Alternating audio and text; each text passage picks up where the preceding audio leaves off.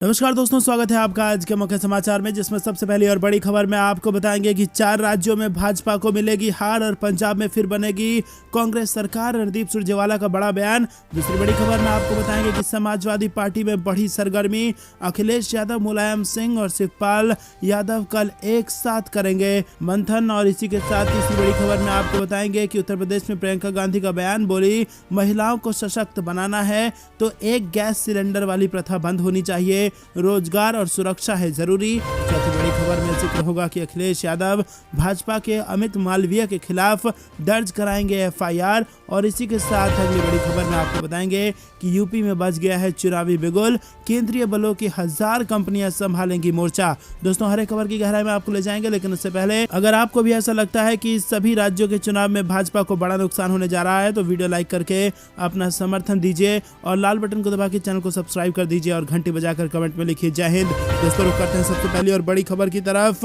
जिसमें आपको बता दें कि रणदीप सुरजेवाला का बड़ा बयान। 4 राज्यों में भाजपा को शिकस्त देगी कांग्रेस और पंजाब में फिर से होगी कांग्रेस की वापसी। जी हां दोस्तों, चुनाव आयोग ने 5 राज्यों के विधानसभा चुनाव कार्यक्रम की घोषणा कर दी है। इसके बाद कांग्रेस ने शनिवार को पंजाब, उत्तराखंड, गोवा और मणिपुर में सरकार बनाने का विश्वास जताया और कहा कि उत्तर प्रदेश में कोई भी सरकार सदियों पुरानी पार्टी यानी कांग्रेस के बिना नहीं बन सकती है। वहीं कांग्रेस महासचिव रणदीप सुरजेवाला ने पत्रकारों को जानकारी देते हुए कहा कि चुनाव आयोग ने शनिवार को 5 राज्यों के चुनाव कार्यक्रम की घोषणा कर दी है, लेकिन परिणाम बहुत पहले ही तय हो चुके हैं। उन्होंने कहा कि कांग्रेस पार्टी का हर कार्यकर्ता और हर नेता सभी 5 राज्यों में ये चुनाव मजबूती से लड़ेगा और 4 में भाजपा को शिकस्त भी देगा। वहीं पंजाब में एक बार फिर से कांग्रेस की जीत होगी और अब 5 राज्यों की जनता के पास ये सुनहरा मौका है। आओ और भाजपा व महंगाई को हराओ। सुरजेवाला ने कहा कि पेट्रोल, डीजल, रसोई गैस, खाना पकाने का तेल, दाल और दैनिक वस्तुओं की कीमत ने लोगों का जीवन मुश्किल बना दिया है, तो लोगों के पास ये मौका है कि वोट की चोट देकर भाजपा से अपना बदला निकालें। रुक करते हैं अगली बड़ी खबर की तरफ। समाजवादी पार्टी में बढ़ी सरगर्मी। अखिलेश यादव, मुलायम यादव और शिवपाल सिंह यादव एक साथ करेंगे मंथन। जी हाँ दोस्तों, यूपी विधानसभा चुनाव की तारीखों के ऐलान के बाद यूपी में सियासी सरगर्मी बढ़ गई है। पार्टी कार्यालयों में पदाधिकारियों और कार्यकर्ताओं की मीटिंग का दौर शुरू हो गया है। इसी बीच चुनाव की घोषणा के बाद समाजवादी पार्टी में हलचल तेज हो गई है। वहीं आचार संहिता लगते ही सपा परिवार में बैठकों का दौर भी शुरू हो चुका है। पार्टी के सूत्र बताते हैं कि सोमवार को एक अहम बैठक होने जा रही है। इस बैठक में सपा संरक्षक मुलायम सिंह यादव, सपा प्रमुख अखिलेश यादव के साथ शिवपाल सिंह यादव और पार्टी के महासचिव रामगोपाल यादव भी शामिल होंगे। दोस्तों, आपको बता दें कि चुनाव की घोषणा के साथ ही सपा अध्यक्ष और पूर्व पर भी निशाना साधा है। उन्होंने कहा कि बीजेपी का सफाया होना तय है। जनता बस इन तारीखों का ही इंतजार कर रही थी ताकि बीजेपी को हटाया जा सके। उन्होंने कहा कि ये तारीखें बदलाव की है। शुरुआत 10 फरवरी से हो रही है और 10 मार्च तक परिणाम आएगा। चुनाव आयोग द्वारा रखी गई शर्तों का पालन किया जाएगा। 10 मार्च के बाद यूपी में भाजपा का साफ होना तय है। दोस्तों, रुक करते हैं अगली बड़ी खबर की तरफ।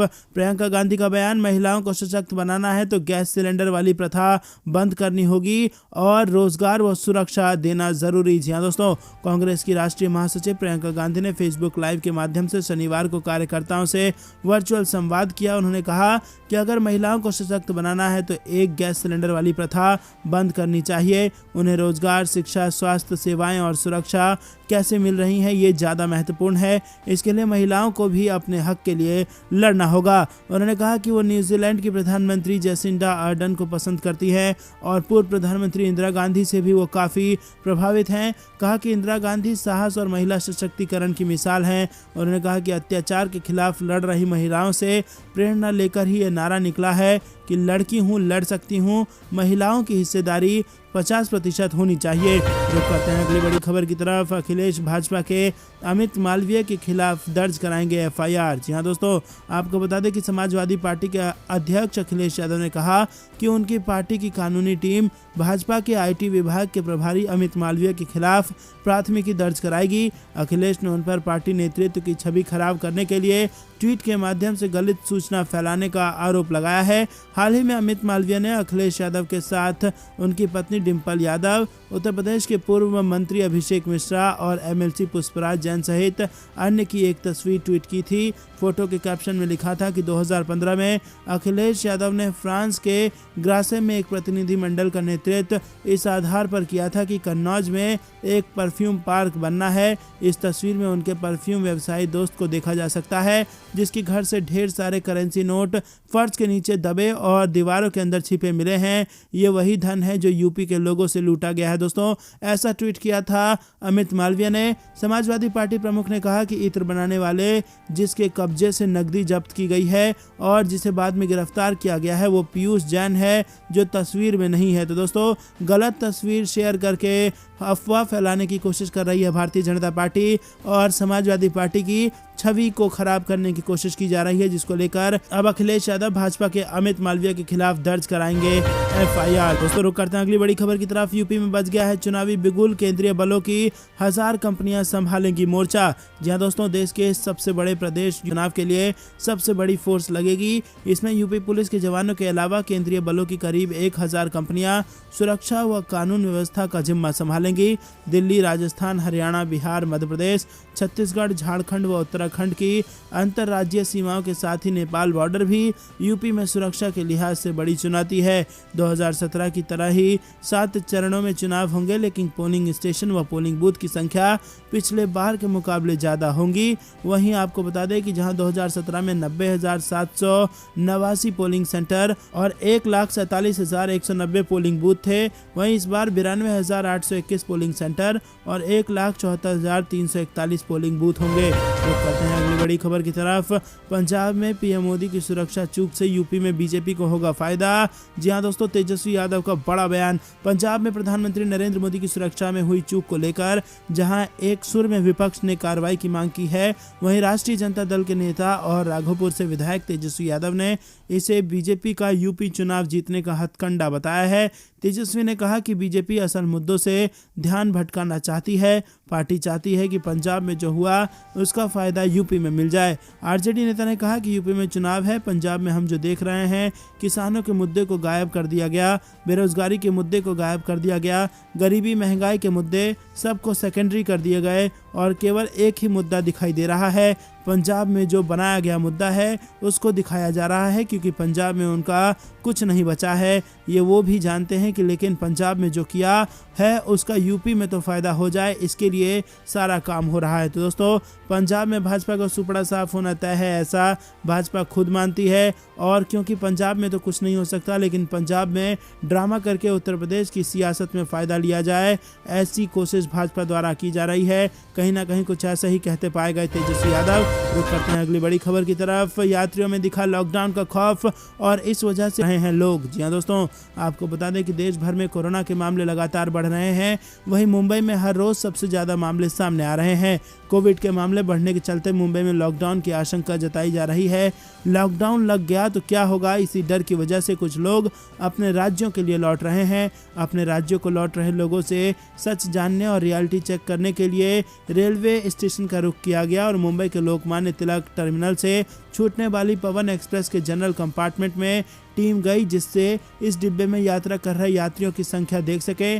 टीम ने लोगों से ये भी समझने की कोशिश की कि वो क्यों अपने गांव की तरफ लौट रहे हैं। तो दोस्तों, यहाँ पर आपको बता दें कि लोगों को लॉकडाउन का खौफ है और इसी खौफ में कहीं जो दूसरी लहर में जो लॉकडाउन लगा था उससे जो उनको दिक्कतें हुई थी, जो कठिनाइयाँ हुई थी, वो दोबारा ना दोहराई जाएं, इसीलिए वो पहले ही अपने अपने राज्य, अपने अपने गाँव लौट जाना चाहते हैं। रुक करते हैं अगली बड़ी खबर की तरफ। बेकाबू होती जा रही है देश में कोरोना की रफ्तार, नए मामले 1,60,000 के पार। जी हाँ दोस्तों, भारत में कोरोना की रफ्तार थमने का नाम नहीं ले रही है। रविवार को नए कोरोना केस मिलने का आंकड़ा 1.5 लाख के पार कर गया और ये एक दिन में मिलने वाली कोरोना संक्रमितों की सबसे बड़ी संख्या है। रविवार को 1,59,632 नए मामले सामने आए हैं, वहीं 40,863 मरीज स्वस्थ भी हुए हैं। दोस्तों, रुक करते हैं अगली बड़ी खबर की तरफ। यूपी को लेकर चंद्रशेखर का नया प्लान, 10 जनवरी के बाद पत्ते खोलेंगे भीम आर्मी के मुखिया।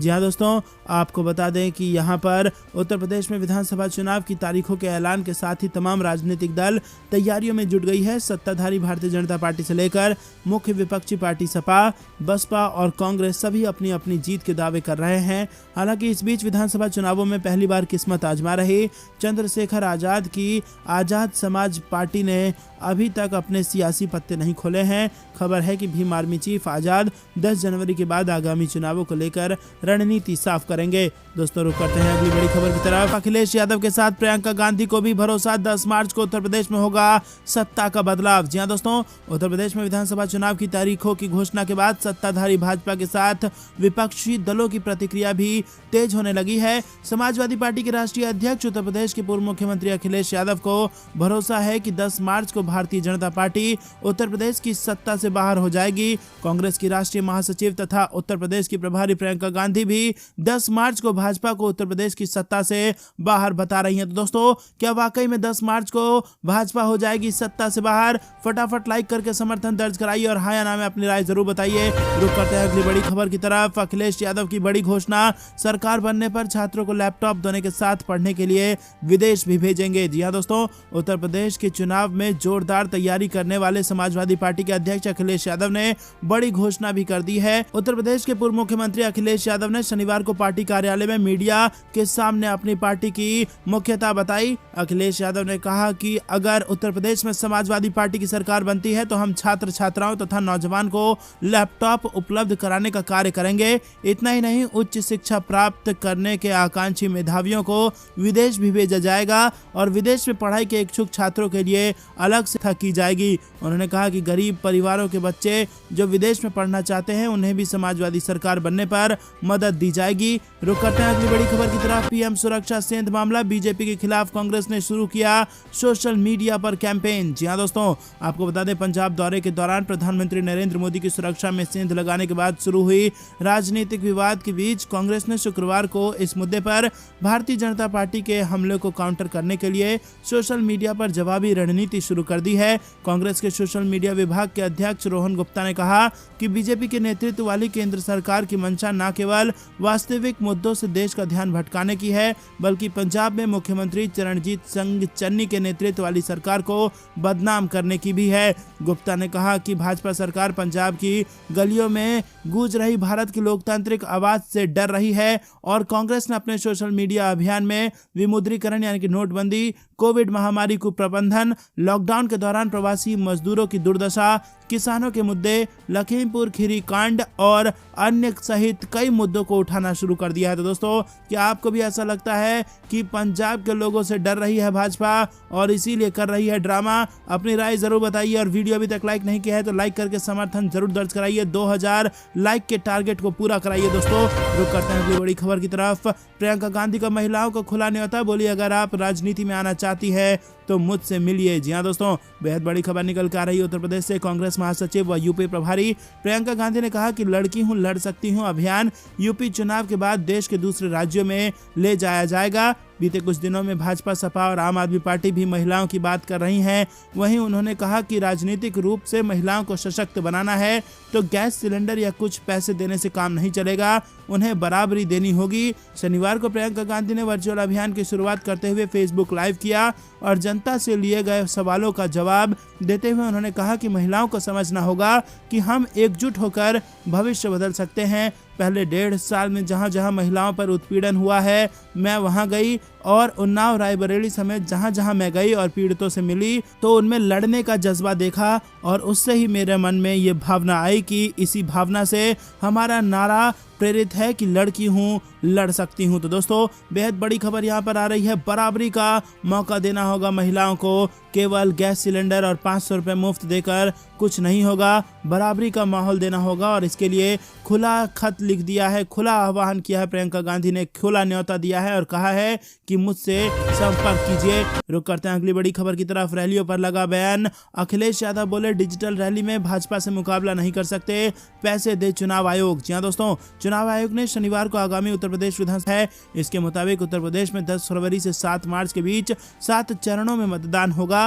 हालांकि इस दौरान चुनाव आयोग ने कहा कि किसी भी राज्य में रैलियों और रोड शो के आयोजन की इजाजत नहीं होगी और आयोग के इस फैसले से सपा प्रमुख अखिलेश यादव खासा नाराज दिखे। आयोग ने कहा कि इन चुनावों में 15 जनवरी तक किसी भी नुक्कड़ सभा व साइकिल रैली या बाइक रैली और पदयात्रा जैसी चीजों पर भी रोक होगी।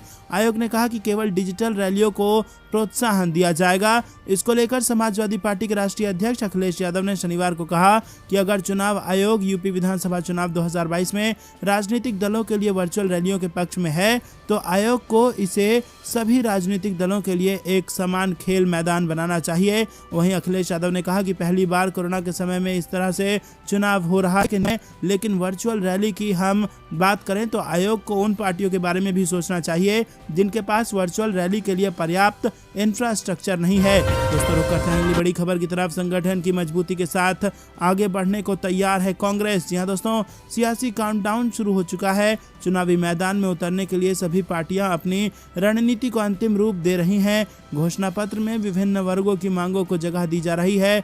भले अभी बाकी पार्टियों ने घोषणा पत्र जारी नहीं किया हो, लेकिन कांग्रेस ने चरणबद्ध ढंग से शुरुआत कर दी है। वहीं कांग्रेस इस बार महिलाओं की सियासी भागीदारी, बेरोजगारी और महंगाई को मुद्दा बनाएगी। वहीं पार्टी ने बीते 2 सालों में संगठन को मजबूत करने पर विशेष काम किया। कांग्रेस ने इस बार महिलाओं व उनके अधिकारियों को अहमियत देते हुए इसे मुद्दा बनाया है और लड़की हूं लड़ सकती हूं अभियान के जरिए उन्होंने ऐलान कर दिया है कि इस बार की सियासी जंग में महिलाओं को अनदेखा करना भारी पड़ सकता है।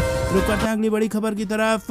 विधानसभा चुनाव 2022, कांग्रेस ने कहा कि लोगों को मिला मौका, बीजेपी पर करें वोट की चोट। जी हां दोस्तों, कांग्रेस ने 5 राज्यों में विधानसभा चुनाव तिथियों की घोषणा के बाद शनिवार को कहा कि इन प्रदेशों में लोगों के पास सुनहरा मौका है कि वो भाजपा के खिलाफ वोट की चोट है। इस महंगाई, बेरोजगार, किसानों और महिलाओं पर अत्याचार को पराजित करें। पार्टी के प्रमुख प्रवक्ता रणदीप सुरजेवाला ने उम्मीद जताई है कि पंजाब में कांग्रेस की एक बार फिर जीत सुनिश्चित होगी और उत्तर प्रदेश, उत्तराखंड, गोवा और मणिपुर में सत्ता परिवर्तन होगा, जहां लोग कांग्रेस को अपना समर्थन देंगे। सुरजेवाला ने संवाददाताओं से कहा कि 5 राज्यों में कांग्रेस का हर कार्यकर्ता मजबूती से लड़ेगा, 4 राज्यों में भाजपा को पटखनी देगा और पंजाब में कांग्रेस का झंडा फिर लहराएगा। सुरजेवाला ने कहा कि लोगों के पास अवसर है कि वो भाजपा को भी हराए और महंगाई को भी हराए। किसानों के पास भी मौका है कि वो लखीमपुर खीरी में टायरों के नीचे कुचलने वालों और ऐसे लोगों को मंत्री बनाकर बैठाने वाली भाजपा को भी सजा दे। रुक करते हैं अगली बड़ी खबर की तरफ। यूपी में आचार संहिता लागू, बनारस में हटने लगे हैं होर्डिंग्स और पोस्टर। जी हां दोस्तों, उत्तर प्रदेश सहित 5 राज्यों में चुनावी बिगुल बज चुका है। आदर्श आचार संहिता की घोषणा होते ही बनारस कमिश्नरेट और ग्रामीण पुलिस के अधिकारी सड़कों पर उतर गए हैं। प्रमुख चौराहे पर लगे तमाम राजनीतिक पार्टियों के बैनर, होर्डिंग और पोस्टर को हटाना शुरू कर दिया गया है। वहीं बनारस पुलिस और नगर निगम के कर्मचारी भी पुलिस के साथ शहर के सार्वजनिक स्थलों पर लगे राजनीतिक पोस्टर और बैनर उतरवाना शुरू कर दिया है। देखते ही देखते पूरे शहर की पुलिस सड़कों पर नगर निगम के कर्मचारियों सहित दिखाई देने लगी है। रुक करते हैं अगली बड़ी खबर की तरफ। गोवा में भाजपा पर बरसे कन्हैया, डबल इंजन सरकार को बताया पूरी तरह से फेल। जी हां दोस्तों, 2 दिवसीय दौरे पर गोवा पहुंचे कांग्रेस के युवा नेता कन्हैया कुमार ने भाजपा पर जमकर हमला बोला है। कन्हैया ने अपने एक संबोधन में कहा कि भाजपा का डबल इंजन युवाओं को रोजगार देने और बहुजन समाज के मसलों को हल करने में विफल रहा। कन्हैया कुमार एक कार्यक्रम में गोवा के बहुजन समाज को संबोधित कर रहे थे। उन्होंने इस दौरान कहा कि अगर बीजेपी का डबल इंजन ठीक से काम करता तो बिहार के युवा नौकरी की तलाश में गोवा में नहीं आते। उन्होंने सवाल उठाया कि बिहार और केंद्र में भी भाजपा का शासन है, फिर ये दोनों इंजन फेल क्यों हो गए हैं। और इसी के साथ उन्होंने ये भी कहा कि डबल इंजन गोवा में खनन को फिर से शुरू करने और युवाओं को रोजगार प्रदान करने में विफल रहा है। इसी के साथ आपको बता दें कि इस कार्यक्रम में गोवा कांग्रेस के प्रभारी पर्यवेक्षक पी चिदम्बरम, गोवा के प्रभारी दिनेश गुड्डू राव समेत कई नेता उपस्थित थे। रुक करते हैं अगली बड़ी खबर की तरफ। सरदार पटेल के कथन के सहारे पंजाब मुख्यमंत्री चरणजीत सिंह चन्नी ने भाजपा पर किया तीखा तंज। जी हां दोस्तों, आपको बता दें कि पंजाब के मुख्यमंत्री चरणजीत सिंह चन्नी ने प्रधानमंत्री मोदी की सुरक्षा चूक प्रकरण में बीजेपी पर तीखा पलटवार किया है। उन्होंने बीजेपी के आदर्श पुरुष रहे देश के पहले गृह मंत्री सरदार वल्लभ भाई पटेल के एक कथन का उल्लेख करते हुए केंद्र की सत्ताधारी पार्टी पर हमला बोला है। स्वतंत्रता सेनानी रहे सरदार पटेल की तस्वीर के साथ चन्नी ने ट्वीट किया और ट्वीट में लिखा था कि जिसे कर्तव्य से ज्यादा जान की फिक्र हो उसे भारत जैसे देश में बड़ी जिम्मेदारी नहीं लेनी चाहिए। जी हां दोस्तों, बेहद बड़ी बात कह दी है चरणजीत सिंह चन्नी ने। उन्हें कहा है कि जिसको अपने कर्तव्य से ज्यादा अपने जान की फिक्र हो उसे देश में बड़ी जिम्मेदारी नहीं लेनी चाहिए। और दोस्तों, यहाँ कहीं ना कहीं सवाल भी राजनीतिक हलकों में उठने लगा है कि जिसको अपने जान की ज्यादा परवाह हो, क्या वो 130 करोड़ भारतीयों की जान की जिम्मेदारी ले सकता है। तो दोस्तों, यहाँ पर सीधा तीखा वार करने पर उतर आई है कांग्रेस पार्टी। इससे पहले आपको बता दें कि चन्नी ने बीजेपी के उन आरोपों पर उग्र प्रतिक्रिया दी थी जिसमें कहा गया था कि पंजाब की कांग्रेस सरकार ने हत्या के इरादे के साथ पीएम मोदी के जीवन को खतरे में डाला था और जानबूझकर उनकी सुरक्षा में चूक कराई गई थी। दोस्तों, इस प्रकार के आरोप लगाए गए थे भाजपा द्वारा, जिसके बाद चन्नी ने कहा था कि उनके जीवन के लिए खतरा कहां था, आपके 1 किलोमीटर के दायरे में कोई नहीं था, कोई पत्थर नहीं फेंका गया, कोई गोली नहीं चलाई गई, कोई नारे नहीं लगाए गए, आप कैसे कह सकते हैं कि ऐसा मैंने करवाया था। इतने बड़े नेता का इतना संवेदनशील बयान, लोगों ने आपको प्रधानमंत्री के रूप में वोट दिया है, आपको जिम्मेदारी देना चाहिए और आप कह रहे हैं कि हम अपने प्रधानमंत्री को मारना चाहते हैं। तो दोस्तों, जबरदस्त तीखा प्रतिक्रिया यहाँ पर दी गई है चरणजीत सिंह चन्नी द्वारा और ट्विटर पर जो उन्होंने यहाँ पर सरदार वल्लभ भाई पटेल की एक कथन को ट्वीट किया है जिसमें लिखा है कि जिसे अपने कर्तव्य से ज्यादा जान की फिक्र हो उसे देश में, भारत जैसे देश में बड़ी जिम्मेदारी नहीं लेनी चाहिए। दोस्तों, अगर आप भी इस बात का समर्थन करते हैं तो तुरंत वीडियो को लाइक करके समर्थन दर्ज कराइए। तो दोस्तों, ये थी दिन में कुछ बेहतरीन और बड़ी खबरें। तक बने रहने के लिए बहुत बहुत धन्यवाद। देख रहे थे आपका अपना चैनल। जय हिंद, जय भारत।